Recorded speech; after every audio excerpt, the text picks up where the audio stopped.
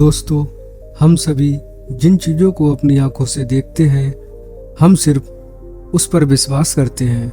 भूत प्रेत, आत्माओं जैसी चीज़ों को आज का विज्ञान तो नहीं मानता, लेकिन हमारे हिंदू धर्म के अनुसार भूत प्रेत होते हैं।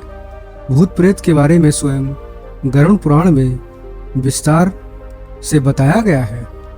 इस अध्याय में राजा बाबू और एक प्रेत की कथा का वर्णन है।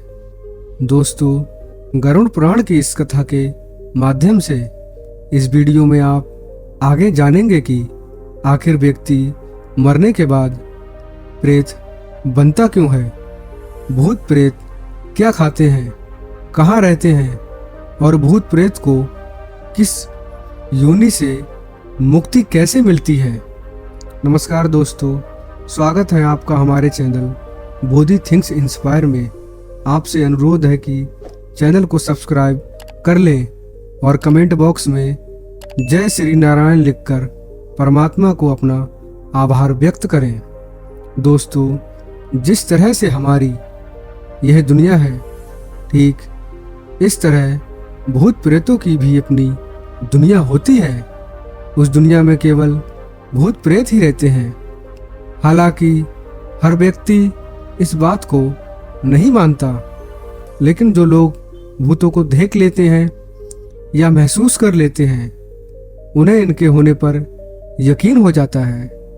गरुड़ पुराण के अनुसार भूत प्रेत वही लोग बनते हैं जिनकी कोई आखिरी इच्छा अधूरी रह जाती है, या जिन लोगों का अंतिम संस्कार विधि विधान से नहीं किया जाता।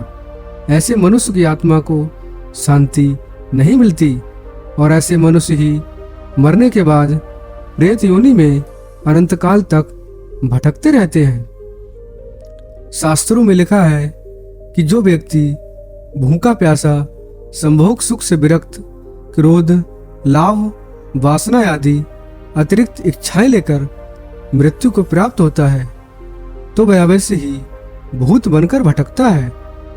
इसके अलावा जो व्यक्ति दुर्घटना, हत्या, आत्महत्या आदि से मरता है, वह भी भूत बनकर भटकता रहता है।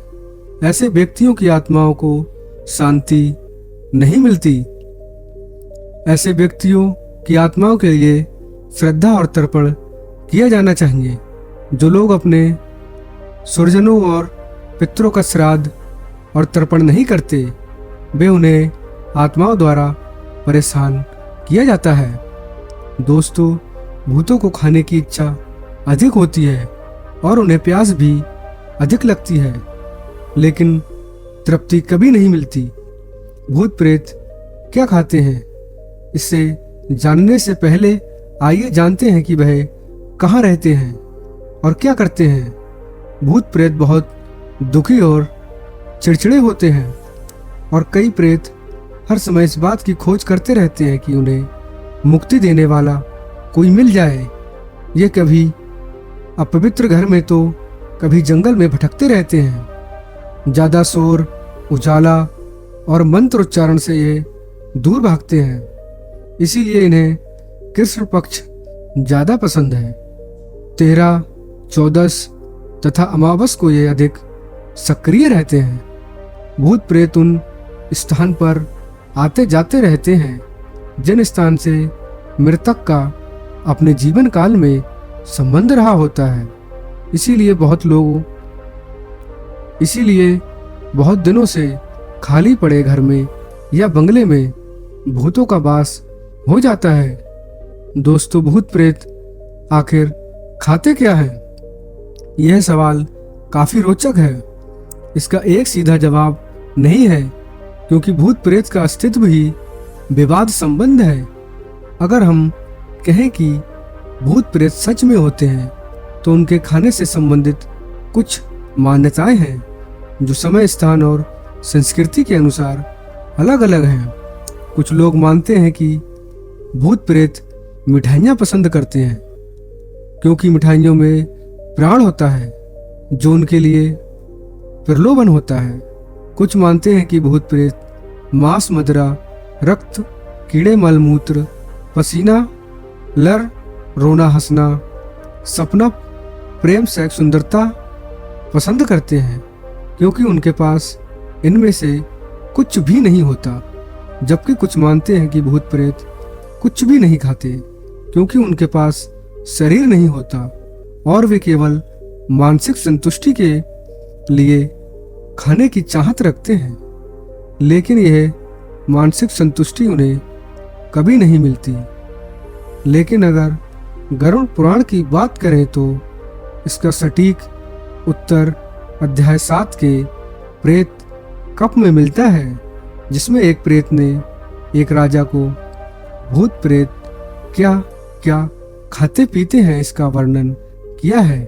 तो दोस्तों, अब आइए गरुड़ पुराण में लिखित त्रेता युग की उस कथा को जानते हैं, जिसमें एक प्रेत ने एक राजा को प्रेत योनि से जुड़े आश्चर्यजनक तथ्य बताए हैं, जिसमें जानने के बाद आपको भी अपने प्रश्नों के सारे उत्तर मिल जाएंगे।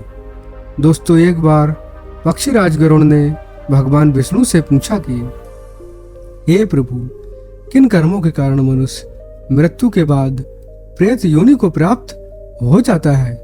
प्रेत योनि में उसे क्या क्या कष्ट मिलते हैं और प्रेत योनि में वह क्या खाता पीता है? कृपया मुझे विस्तार से बताइए। इसके उत्तर में भगवान विष्णु ने गरुड़ से कहा, पक्षीराज, तुम्हारे प्रश्न के उत्तर में मैं तुम्हें त्रेता युग के महाबलशाली और धर्मपरायण राजा प्रभु वाहन के विषय में बताता हूँ। राजा बाबू धर्म कर्म में विश्वास रखता था, प्रजापालक था।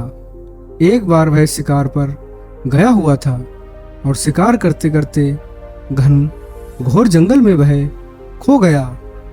बहुत भटकने के बाद जंगल के बीच में उसे एक तालाब दिखाई दिया। राजा थकान और भूख प्यास से बहुत व्याकुल था। उसने जलाशय में पानी पीकर स्नान किया और एक पेड़ के नीचे आराम करने लगा। तभी एक भयानक भूत उसके सामने आया और बड़ी विनम्रता से कहा, धार्मिक व्यक्ति, आप कौन हैं? आपके संपर्क में आने से मेरा प्रेत भाव कम हो गया। तब राजा ने उसे भूत से पूछा, तुम कौन हो और किन कारणों की वजह से तुम्हें इस योनि में आना पड़ा और यहाँ इतने डरावने घनघोर वन में क्यों हो, तथा किस विधि से तुम्हें इस योनि से मुक्ति प्राप्त होगी? तब भूत बोला, राजा, जिन मृतकों का अंतिम संस्कार श्रद्धापूर्ण नहीं होता, जैसे कर्म कांड नहीं होता, तथा जो लोग अकाल मृत्यु और पाप से मर जाते हैं, वे सब प्रेत रूप में यहाँ निवास करते हैं और अतिरिक्त अवस्था में भटकते रहते हैं। राजन, हम प्रेत किसी भी भौतिक वस्तु को ग्रहण नहीं कर सकते। इस वन में सुंदर फल हैं, फिर भी मैं भूखा प्यासा हूँ क्योंकि मुझे जल और फल किसी की भी प्राप्ति नहीं हो पाती। राजा, अब मैं आपको अपने पूर्व जन्म के बारे में बताता हूँ। मृत्यु से पूर्व मैं विदिशा नामक नगर में रहता था। वैश्य जाति में उत्पन्न हुआ था। उस जन्म में मेरा नाम सहदेव था। मैं खूब दान करता था। देवताओं पितरों को नियम से पूजन तर्पण आदि किया करता था, जिससे वे संतुष्ट रहते थे।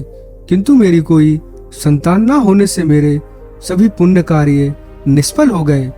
मेरा कोई मित्र बंधु नहीं था, इसीलिए किसी ने मेरा अंतिम संस्कार नहीं किया। इस कारण मुझे प्रेत योनि की प्राप्ति हो गई और मैं अनंत काल से इसी योनि में भटक रहा हूँ। मुझे भूख और प्यास तो लगती है, लेकिन मैं तृप्त नहीं हो पाता। हमेशा भूख शांत करने के लिए इधर उधर भटकता रहता हूँ। अब मैं आपको एक मणि दे रहा हूँ।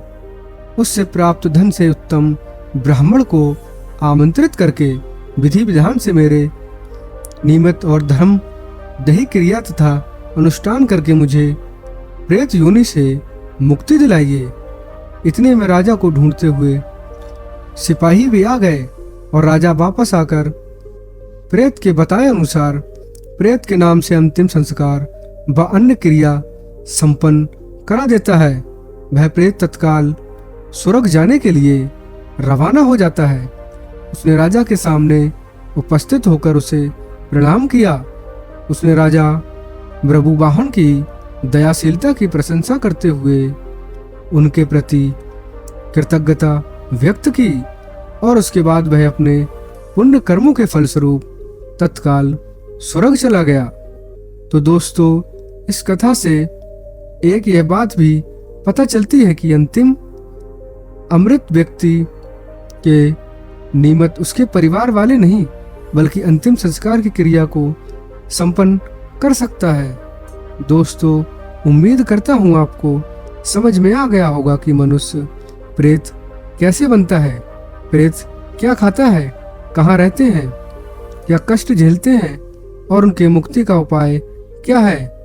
अगर यह वीडियो आपको अच्छी लगी हो तो वीडियो को लाइक करें और अपने दोस्तों को शेयर करें और ऐसे ही वीडियो को देखने के लिए हमारे चैनल बोधि थिंग्स इंस्पायर चैनल को सब्सक्राइब जरूर करें। धन्यवाद। जय श्री कृष्ण।